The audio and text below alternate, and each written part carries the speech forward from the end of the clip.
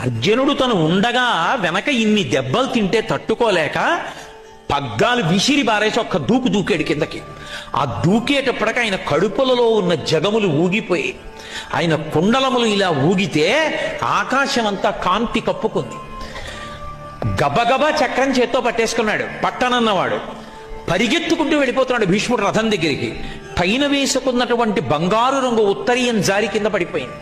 అర్జునుడు ధనస్సు విడిచిపెట్టి కిందకి దూకి, బావా బావా, అర్జునుడు చేతకాని వాడైతే కృష్ణ పరమాత్మ చక్రాయుధం పట్టాడని లోకం చెప్తుంది, బావా కోపం తగ్గించుకో, వదిలేయి వదిలేయి వదిలేయి అని వెంటపడి చేయి పట్టుకుంటుంటే, నేను నీ రథంలో ఎదురుగుండా ఉండగా నిన్ను కొడతాడా అంతా?